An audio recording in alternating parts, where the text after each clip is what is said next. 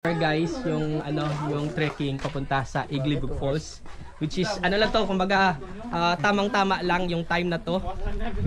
Kasi yung last time sa Miagao is naglakad kami ng 4 hours yung lakad namin. So this time 1 hour lang dahil mas mabilis dahil nga may expert kami nakasama. And guys, may mga camping site rin dito. Kung makikita nyo doon, maraming nagka-camping.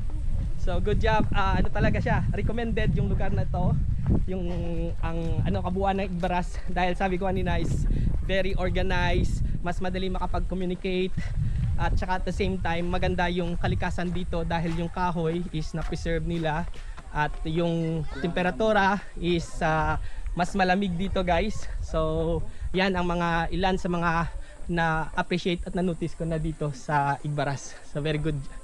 Good job. So ilang beses ko na ito sinabi, pero dapat i-appreciate natin para mag-continue sila na ma-preserve yung kalikasan nila. So sa ating mga tourists or mga visitors, so dapat kahit sa appreciation lang, dapat i-appreciate natin para rin ma-appreciate rin nila at makita nila yung mga ginagawa nila is tama at hindi useless, dahil nga maraming tao yung mga naka-appreciate. So guys, continue sa pag-appreciate para continue rin yung paggawa nila ng magaganda sa kalikasan nila dito sa Igbaras.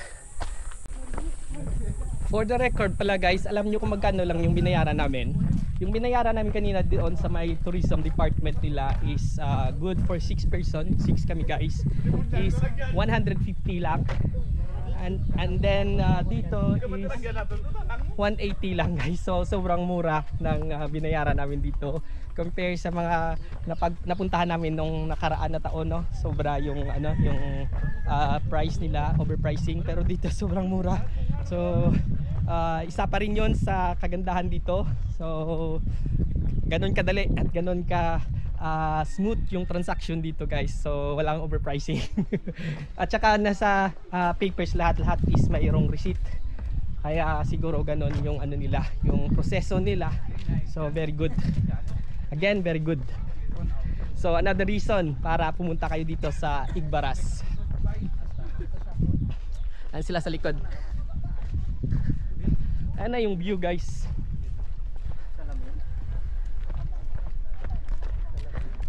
Okay lang to, bisan da siguro pa na kaya na namon ng fishing. So sabi ko sa guide namin is medyo bilisan yung lakad kasi baka mamaya nag-alangan siya na maglakad ng mabilis dahil sa kami ang iniisip niya. Well, anyway, so puro sanay ito sa bundok yung mga kasama niya. So ganyan.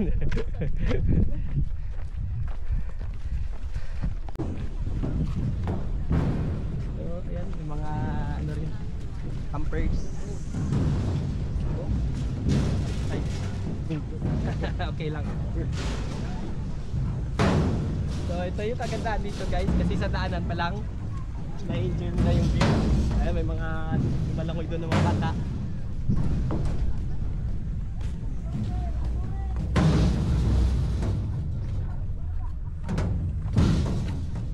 Medyo malayo-layo pa kasi 1 hour to na trekking or paglalakad kung gagawin namin.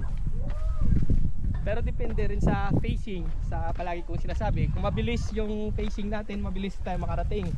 Pero kung mabagal yung facing natin, di mabagal rin tayo makarating. Ganun lang yun guys. Ito pala yung season ng mani ngayon. Kaya yung lahat ng nakatanim dito sa may fields is mani. Ayan yung tsura niya.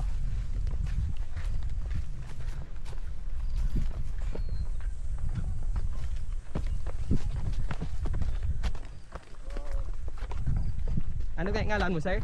G-Boy. G-Boy. Si G-Boy gali ang bago naman niya friend Dre. Mix lang yung salita ko guys, Tagalog, Ilonggo. Actually minsan nalilito na rin ako sa language na gagamitin ko kasi mix lagi. Sabi ko lagi sa inyo, sa trabaho ko is 4 languages yung ginagamit ko. So minsan English, Swedish, Hiligaynon, and then Tagalog. And then may rest pa minsan na paiba-iba kasi yung mga kasamahan ko is ibang language yung ginagamit nila. Pero yung pinaka ko talaga kumbaga kaya kung makipag-communicate talaga is yung 4 na languages. So sa work ko is Swedish at saka English. Dito naman, pag andito ako sa Iloilo is salita namin dito is Hiligaynon and then Karaya. So for example, kung di ako sa may bukid, so Karaya ang ginagamit niya dialect. But then kung sa city, Hiligaynon. So yan ang diferensya, guys.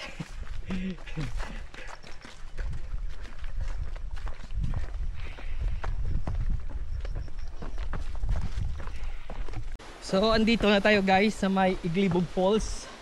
Kung naririnig nyo yung tunog ng tubig, so andito na tayo. Ayan. Malapit na malapit, as in malapit na malapit na malapit. So na siya, rinig na yung tunog ng tubig. So actually hindi siya mahirap puntahan, guys. Madaling puntahan. Tingnan nyo yung bato. Yan. Yan yung entrance ng Iglibog Falls dito sa Igbaras, Iloilo. Ang kagandahan dito, guys, yan ang gusto namin pag malayo, dahil sa hindi siya matao, konti lang pupunta, or I don't know, dahil hindi siya season, pero sa tingin ko peak season ngayon dahil lahat ng falls na nadaanan namin kanina is puno ng mga tao. At hindi na rin kami punta doon dahil napuntahan na namin before. So ito bago to sa amin, hindi pa namin napuntahan. Tingnan nyo.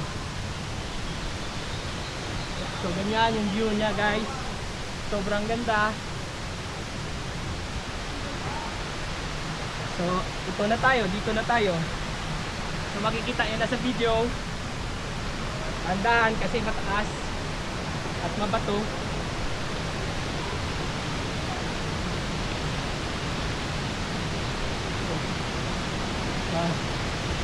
Guys, tingnan nyo, sobrang ganda.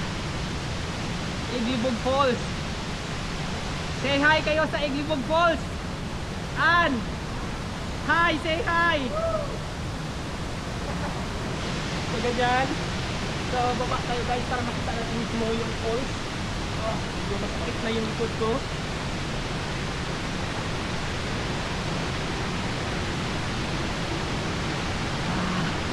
Wow, ganyan. So yan, guys.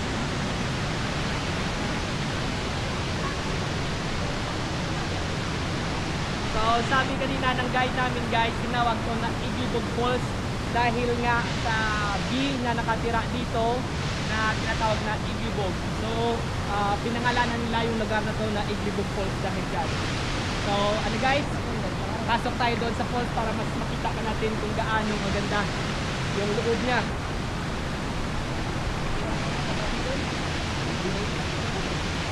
Iwan muna natin yung bag natin dito. Ewan ko, tanggalin pa yung sapatos.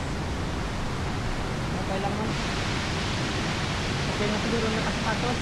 Otherwise, magulang.